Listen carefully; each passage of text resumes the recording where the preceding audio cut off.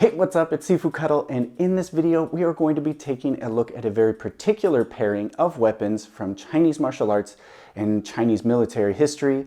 That is the twin sabers, also known as Shuang Dao in Mandarin and Seung Dao in Cantonese. So this is going to be a long video. We're going to look at history, we're going to look at application, some concepts, some principles, and as well a closer look at this particular pair from LK Chen. So let's get into it.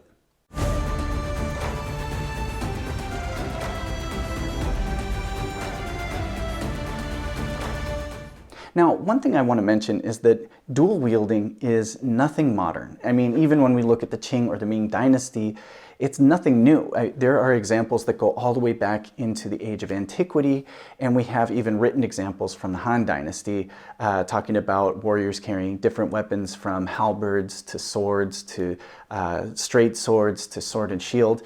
There's a lot of ways that we can carry things in both of our hands, whatever's going to give us the advantage against our opponent. But the thing that makes these so unique, and this is something that shows up around the late Ming and early Qing Dynasty, is that we move into a new system of carry. You see, prior to this, if you wanted to carry two swords, you would have a sword and a scabbard, and then another sword and scabbard. They were carried separate. And this could be very clunky, it could take up a lot of space, and it's just a lot of extra weight.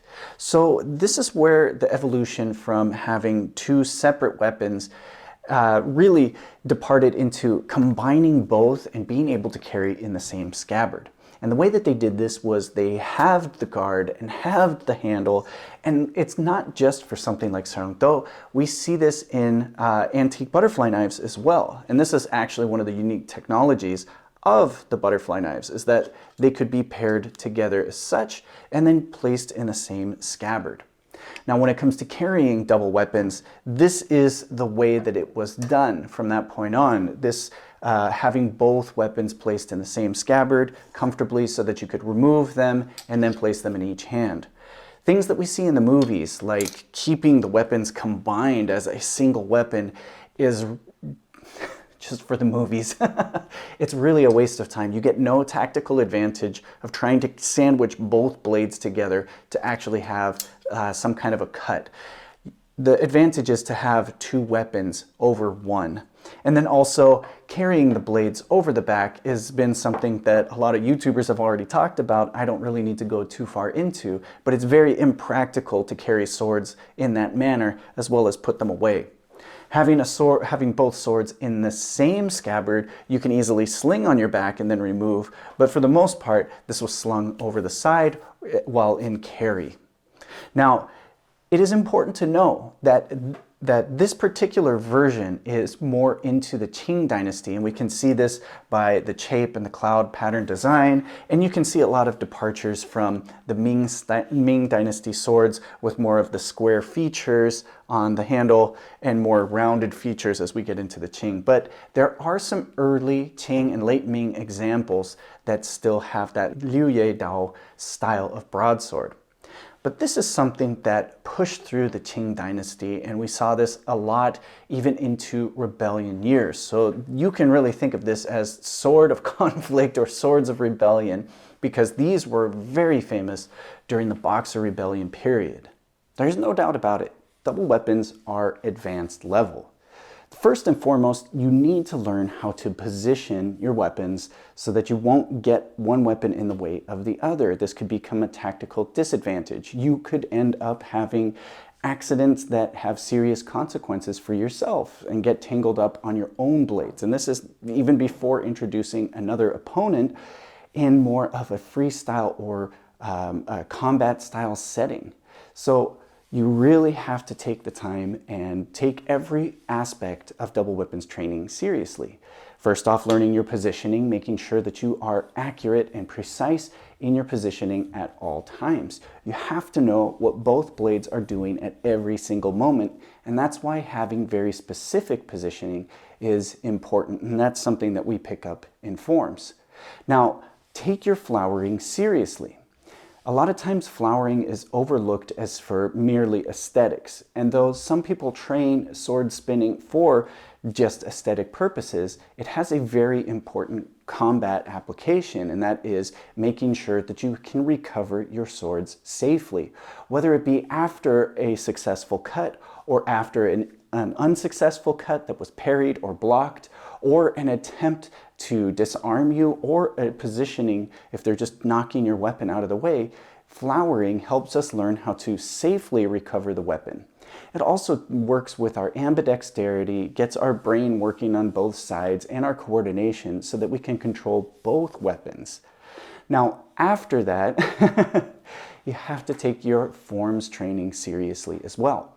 As I mentioned before, having specific hand positions is very important for us to learn how to maneuver around the weapon and keep ourselves safe with the weapon.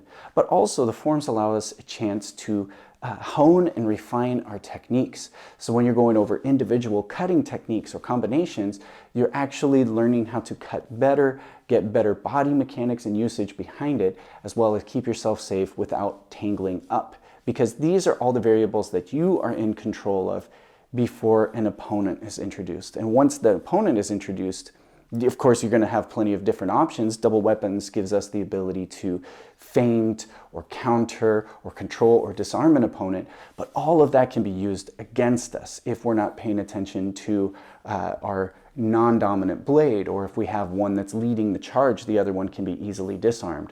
So there's a lot of extra focus that's involved, and that's why you have to take your positioning seriously, your flowering training seriously, and your forms training seriously. One of the things that's essential for Seung Dao, as well as pretty much every other double weapon, whether it comes to Seung Dao or hook swords, or Seung Kim, or Seung Fu Tao, or axes, or Seung Tung Choi, or the double melon hammers, is ambidexterity. And that's something that we get throughout training, but you have to realize that once you begin anything with a double weapon or Seung Dao, you typically already have a lot of training behind you with your dominant hand. So figure if you're learning a single Dao or Dan Dao and you've been doing years of training with that, and a year or two later you start learning Seung Dao, you're already a year or two behind for double weapon training, as well as your non-dominant hand has to catch up with all of the little intricacies and detail work and the little movement and mobility that you can do naturally with your dominant hand. That is, of course, unless you're ambidextrous and you're way ahead of us all. For the rest of us in the world, we have to work on a lot of catch-up. And what I found is there are different ways that we can work into it. Sometimes this happens naturally in a form, but this is something that I suggest that you work on outside of the form to really kind of give yourself a head start or speed up your path to ambidexterity when it comes to using the weapons. Now, first and foremost is simultaneous motion. So we do the same technique simultaneously. Now, you can think of this even as if you were trying to teach yourself how to write with your non-dominant hand, you would write with both hands together. So our non-dominant hand is able to match the same motions and those little articulations that our dominant hand naturally does. When it comes to Seung Dao, this would be as simple as following the same path at the same time. So we have just a very simple motion together, and now we develop an understanding of the rhythm as well as a decent and consistent path. Now, the next step from there is consecutive movements or consecutive timing for the same movement. So this can be if we're working from a downward diagonal, rather than going at the simultaneous same time, we have 1, 2, 1, 2, 1, 2, 1, 2. And each time we do something like this, it gives our blade a chance to lead and a chance to follow. And now we develop a little bit more of the individual timing. We're not trying to rely and copy the other hand as we are with simultaneous timing, but we are trying to develop that same feeling, that same rhythm when we use the other blade. Now, the next step from there would be still using consecutive timing, but doing two different motions. So we can look at this as one blocks, one strikes, one blocks, one strikes, one blocks, one strikes, one blocks, and one strikes. So even though this one has an upward hoisting motion and this one has a downward cutting motion, there's still a good rhythm that we can play with, and we give ourselves a chance to think about it as we do it. Now the final step towards ambidexterity is doing two completely separate motions at the same time. So this is kind of like the idea of rubbing your belly and patting your head. Using that same upward hoist and downward chop, we can do these both at the same time and work on our timing and inflection, not just returning this hand back, but actually having some emphasis to hoist and block, as I end up doing that chop. And of course, this is something that you're going to end up doing a lot within the forms, as well as when we're doing just weapon spinning and flowering. So it's not only essential, but it's actually very much a fundamental of Seung Dao and double weapon training. In the style of Kung Fu that I study, Seung Dao is very prevalent, and there are a handful of forms. Whether you're looking at the plum blossom double broadsword, or a small plum blossom double broadsword, or cross pattern double broadsword, 7 stars double broadsword, and continuous plum blossom double broadsword.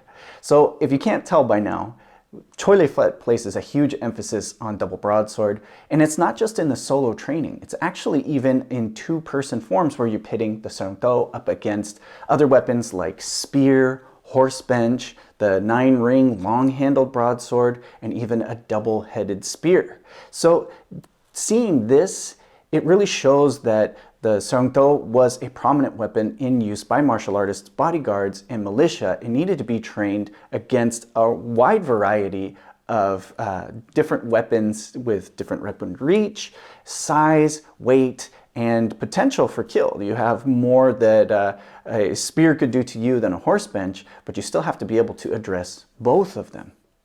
Now I want to take a closer look at the design of these swords. You have to remember that at this point in history, saber use is not as common on the battlefield.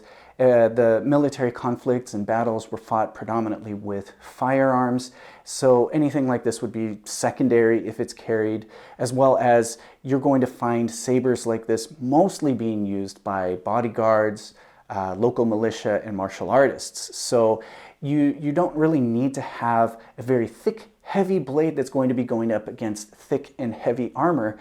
But when you do look at this sword, you do have to know that this design itself is a very optimized cutting sword. So it has a lot of good distal taper, which makes it pretty flexible. But since we're not going to be meeting so much resistance when we're doing our cutting techniques, we don't need to have that much foundation, or we don't need to be fortified that much behind it. Now, when we look at the blade cross section, it is very streamlined for cutting potential, and the curvature makes it for a very, very good cutting sword. But you cannot say that this is only for cutting and slicing. When we look at the handle position behind the tip itself, it has really good alignment. So this can be a very efficient thrusting sword, although it was definitely not the main emphasis. It is really a good cutting and slicing sword. So I do want to break down kind of the difference between those two terms. When we talk about cutting, we're more talking about a percussive force. We're really putting the weight of the sword behind it to chop through a target. When it comes to slicing, our goal is not necessarily to go all the way through our target. We're just trying to open it up. So what we're looking is for more blade edge being contacting our target. So as we draw that blade edge back, it naturally slices into it. If it goes through, great, but that's not the main goal. Cutting, you're going to think of that lopping power. Now, although I just separated those two function off of two very important mechanics, and this is something inherent for everything when you're working with an edged weapon, and that is pressure and draw. So you need both of these factors for a very efficient cut, and those are both present in both our cut and our slice. It's just, you can look at it as one is going to be more emphasized than the other. So pressure, naturally, if I let the blade drop, this is going to be pressure. It's going to chop into my target. And of course, if I add the mechanics of my body weight with the momentum of my arm moving into this and the weight of the sword, I can develop a lot of pressure. So when we're cutting or we're chopping, there's going to be an emphasis of pressure. However, we do need blade draw to make it even more efficient. If I just drop it on one part of the blade, I can be lucky if it goes all the way through. That means I have a lot of force. But naturally, the curvature of the sword as I'm cutting, physically, it works with my body in my range of motion. This curvature pays off as it draws the blade naturally back into the cut, delivering more blade edge along our target that's backed up by all of that momentum and all of that cutting power. Now, when it comes to a slice, we're not going to just try to reach out, touch our target, and then just draw the blade back. Of course, there's going to be pressure in that as well. We're pushing into the target as we're cutting back, and if I'm using it as a slicing technique, just the momentum of my arm carrying it across is going to add that pressure behind it. It's just there's more emphasis on drawing the blade itself along the target. So now that we know and we can distinguish a little bit better between a cut and a slice, and we understand the important factors of pressure and draw, we can look towards our tactics and our concepts and principles behind fighting with Seung Dao or double weapons in general. For a quick overview, using double weapons, you want to emphasize clearing, intercepting, and occupying the opponent's weapon with one sword while attacking through combinations with the other sword. So when it comes to using Seung Dao, we have a progression of principles and techniques. The very first, and I would say the most basic level, is single attack. And this is when we have both swords in our hands, but predominantly we are going to be using just one sword for attack and defense. Now, although this may sound counterintuitive to why would you even want two weapons at this point, this can alternate between one hand doing the attacks and then the other hand doing the attacks. And this is actually more of a natural way of working into Seung Dao, because when you're fighting or you're sparring with an opponent that has one or two weapons, or maybe even a long weapon, it's very hard to be able to keep your mind on both weapons at the same time and to try to figure out what your opponent is doing and adapt to them. So it's a very, very basic way of doing it, but a very foundational way as well. The next concept is double attack. Now, this is when we're moving both blades simultaneously. And though it can be kind of a big motion and somewhat easy to read, one of the best parts about a double attack is that typically our opponent will only be able to address one of the blades, allowing the other blade to connect and complete the attack. There is a downside to this, though, and that is if you do not connect or the opponent is able to move to an effective distance, you leave yourself a little bit open and available. So we don't have that security of having one blade positioned back behind us. But we do have probability working on our side if we are close enough to land this. Either one or both can potentially land, making a very good attack. Now, with that said, I don't suggest this to be your only way or your only mode of attacking. You should have this more reserved for specific timings. Otherwise, you will become easy to read. Our next principle is consecutive attack. And this is something that we're going to keep it on a level of just being the exact same technique, or at least following the same path. And this is something you start to see a lot as we work into drills and forms training in traditional martial arts. So one blade would be moving to clear the path while the other one follows to actually connect with the opponent. So this can be a good way of instigating motion with your opponent. So as one blade is coming down, they're either going to try to step and get out of the way, or they're going to try to block. And in that time that they're trying to set up their counterattack, you land your next strike. Even if that first one lands and we actually have double successful techniques, it's more efficient. But even if it's blocked or it's dodged, as this one comes down, we still have an obstacle for our opponent to have to deal with to try to get to us. So as we clear through, we still have protection and defense. Our next principle is called sword and shield, and you can pretty much picture what's going on here. We're basically assigning a duty to one hand and the other. One is going to be mostly for attack, while the other one is going to be mostly for defense. Now, I say mostly because you never want to completely write it out and say that this hand is only for blocking. However, as you're getting used to it, and if you have an opponent that is very unpredictable, very fast, maybe they have a long weapon, you may want to have a little more protection. And that's why we're going to use one blade predominantly for defense, while the other one is there to do most of the attacking. Now, this doesn't have to be limited to the backhand being defense or backhand being the shield while the front hand is doing all the work. This can be something to keep your opponent back while the other one moves in for attacks. So we have a shield, we have protection, and then we have our attacking hand. And when you think of it like that, you can easily switch from one hand being the shield hand to one hand being the sword hand. And you have a lot of options when it comes to sparring, when it comes to fighting with Seung Dao. Now, the final principle is probably the most advanced, and this is something I would call true dual wielding. This is the ideal of double weapons, and that is that you're not assigning attack to one, defense to the other. You're not just trying to move in and attack while the other one hangs back. You're not trying to just do both doing the exact same motion. You're allowing both blades to move independently and actually still maintain focus. They're able to shift from attack to defense, they're able to parry, they're able to intercept, and they're able to take advantage of openings at any time. This is the absolute ideal. This is the be like water of Seung Dao, and it is something that takes a lot of time and a lot of effort. You can't just focus only on forms training. You can't just focus only on sparring.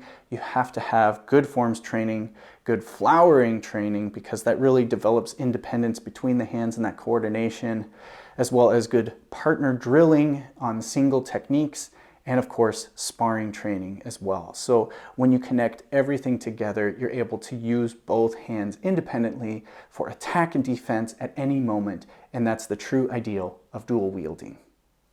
When it comes to holding the swords together, you're not going to typically hold it like this or try to even swing this as a single weapon.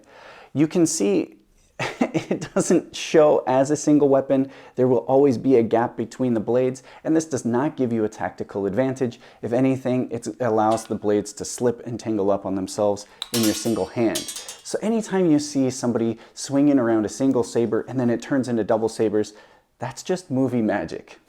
Now, when it comes to holding both sabers together so that we can free up the other hand, typically you will cradle the blades. So we will sandwich them together and we'll rest them in the crook of the elbow, and then our hand can safely hold the handle or cup at the guard. This can allow you to hold the blades in a much more comfortable position at the side, which can be easily deployed when you need the blades, as well as this is something that you see in a lot of forms when people do the salutes in the beginning or when they start off the form. This is how they will cradle or grip the swords.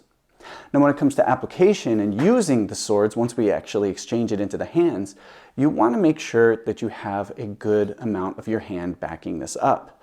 So we're not just going to let the thumb be the only thing backing up the sword. That's not going to give you enough chopping power, and that's the only thing holding your sword back. We want to make sure that we get the web of the hand and the actual palm behind the sword, and then when we grab, you should see a nice straight line from the edge of the blade through these knuckles. So now we can understand our blade edge alignment as well. Now, for most swords, you'll find that it's pretty comfortable to choke up on the grip, and you can get right underneath the guard. That's fine. Typically, it gets you a little bit closer to the point, the center of balance, so you have a little more control over the blade. But in chopping power and cutting power, you might find that being a little bit lower underneath the ferrule will actually give you a lot more cutting leverage. With that said, once you're able to grip, we do emphasize a firm grip when it comes to Chinese martial arts training. So it's not going to be a relaxed grip or an extended grip like you would see with a straight sword. When it comes to the Chinese saber, you're going to have a nice solid grip that doesn't have too much wrist flexibility. You want to have nice full-on chopping power. And a good rule of thumb is to actually think of having the blade at a 90-degree angle between your forearm and where the blade comes up, right here. So if you have this nice firm grip, you will always know the position of your blade. Once we start having a loose wrist, the blade can start turning and articulating in different directions. When we keep it nice and solid on the grip, we actually know where it is at all time. And of course, this is not like I'm choking the sword out. I just have a good full grip when I'm holding. Now, when it comes to working with Seung Dao and double weapon training like this, it's important that you don't just jump in and use a live-edged blade.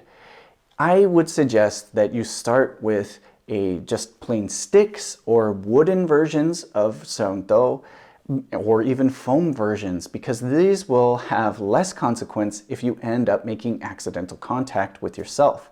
They also provide the availability to strike something. So if you have wooden swords, you can use those for your two-person forms training, or you can use that to hit a striking target. If you have a foam weapon, you can also hit striking targets, you can hit punching bags, and you can even do some sparring. And I think that's a really essential way to understand the weapon and the techniques that we find out of the form and just solo drilling training. So it's very important that you don't solely invest in just a pair of swords. Even all the way back into the Qing and Ming Dynasty, they had training weapons to practice striking posts and to drill and work with techniques with each other in a safe manner. Now, when it comes to ready stances or guard positions when we're using the double sabers, it's important to know that you can actually have a couple of different positions that will allow you certain techniques, as well as give your opponent a view of how you're intending to use the weapons. So a great example of this is a very defensive guard position where the blades are actually crossed like an X.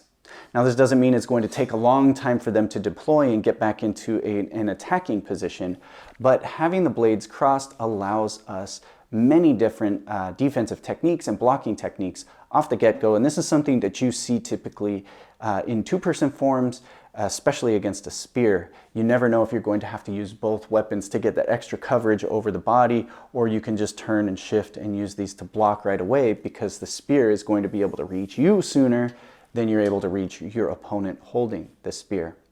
Now, when it comes to a neutral guard, we typically have one blade forward, one blade back, kind of holding in a sword and shield position.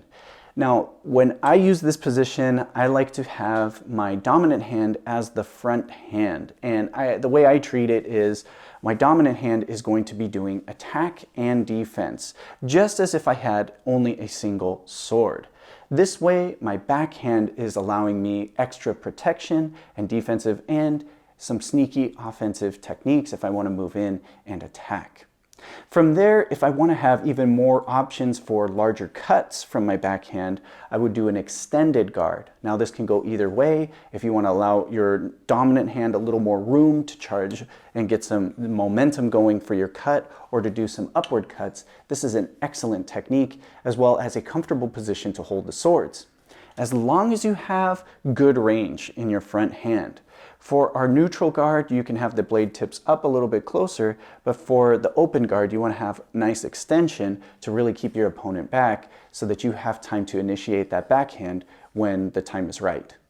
Now, from there, we also have some side positions. So we can actually bring the blades up and out towards the side. Having one blade up and one blade back can be a little bit deceptive to the opponent. They're really not sure which hand is going to be used, and it still allows for a number of techniques to be deployed. So we can quickly move in for an overhand thrust. If the blade is up, we can just turn it over and cut down, as well as move horizontally or downward across with our backhand. Now, similarly to the blade open position, or our open guard, our extended guard, as well as our side guard, you can even have the blades up and back to the side, We can do this from the side position, but this is typically also done from the back. And this can also be a tricky one because you're not sure if the back hand is going to come upward or the front hand is going to come downward with an attack. But it is definitely inviting the opponent in because it brings both weapons back and out of the way. And we'll go a lot more into detail on how the blades should be positioned. There's quite a bit on that one in particular, but that'll be in one of the following videos. Now, when it comes to using Seung Dao, one thing that I would call a foundational technique is a percussive chop and an anchoring position. So this allows us two things. One, we're controlling both blades. We know where both blades are, but we also have a relaxed position that moves one blade completely out of the way of the other, and we don't have to worry about accidentally hitting or cutting ourselves, because once we put it in that anchored position, it's in a very comfortable position with the blade edge out and a place that we're not accidentally going to turn or knock our blade and hit ourselves. So first off, for the percussive strike, you want to think of using where the blade flares out. So it's this nice fat part of the blade, and think of it like a hammer.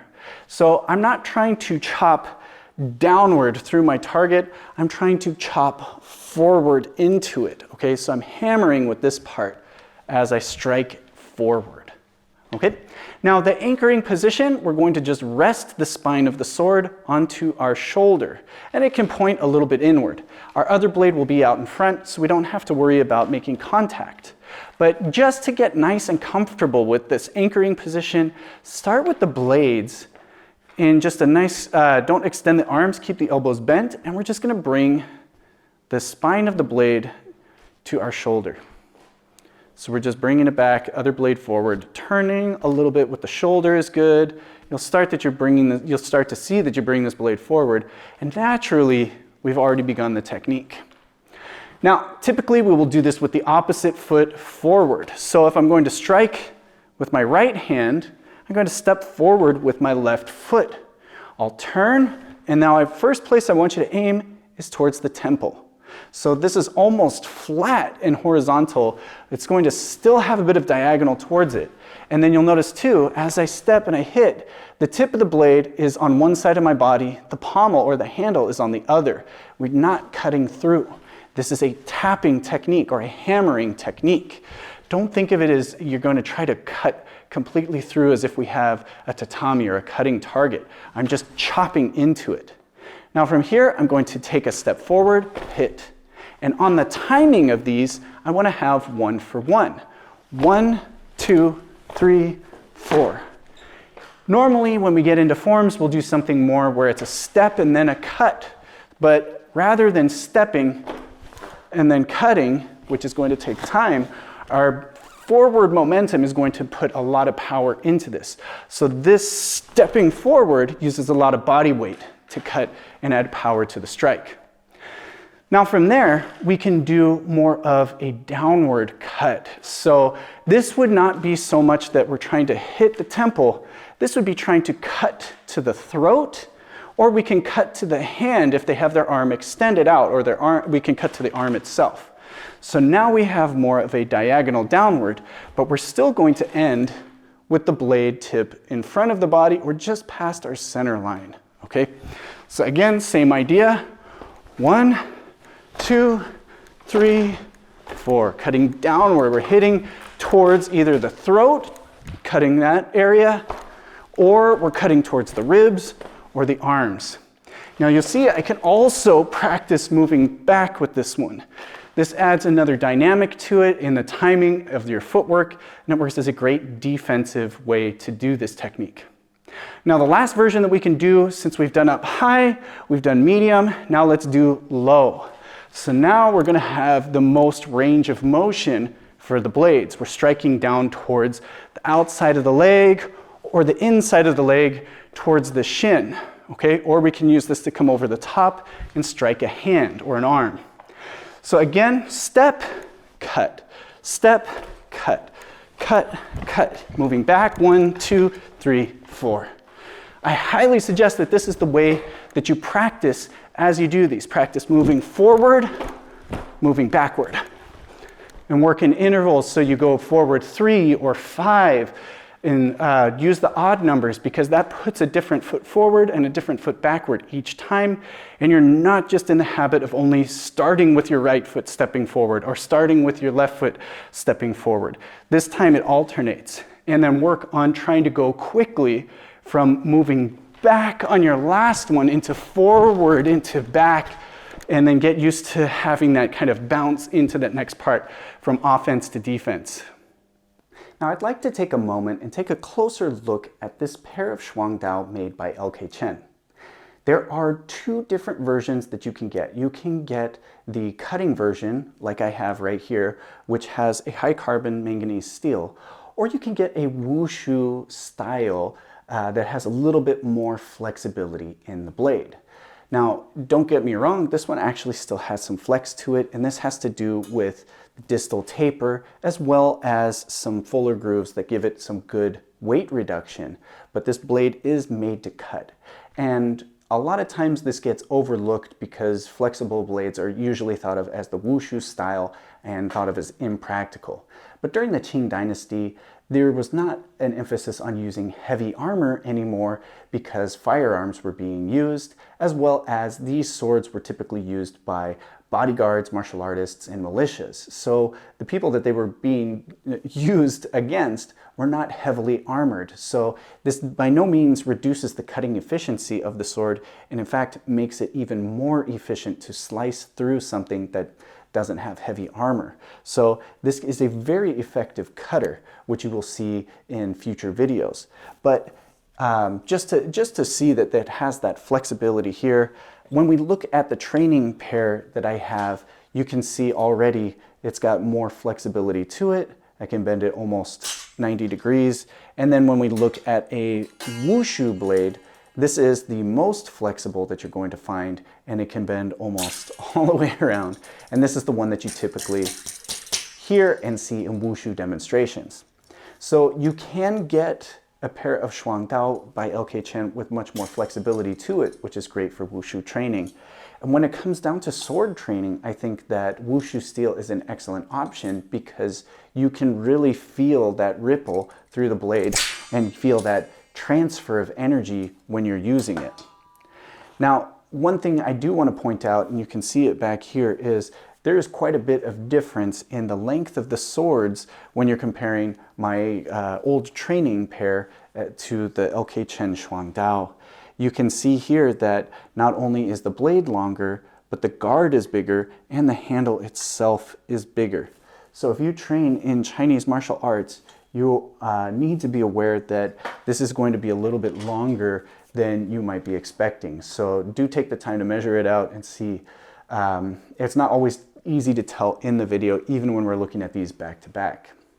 Now, looking closer at the sword, the blade is made of a high carbon manganese spring steel, and the blade length itself is just around 80 centimeters or over 30 inches. The total length of the sword is 1 meter or 39 inches, which makes for quite a long blade.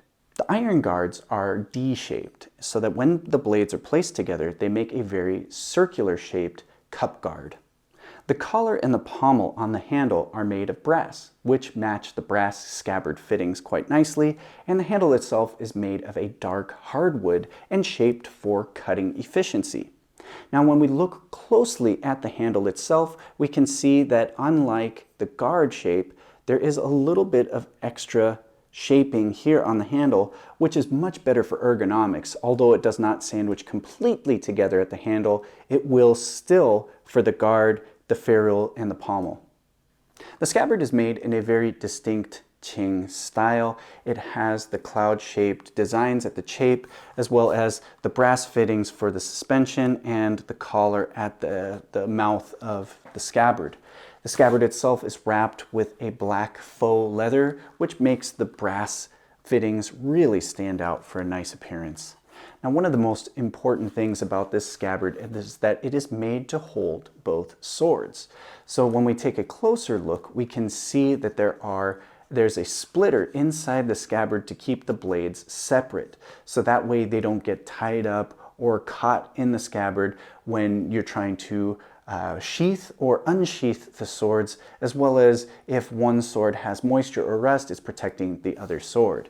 And then we can even see a notch up here for the guard to fit through and keep the blades sitting tight within the scabbard itself, which is very, very special, especially in regards to how these weapons were carried singly instead of in two separate scabbards, which really makes them a unique piece of history.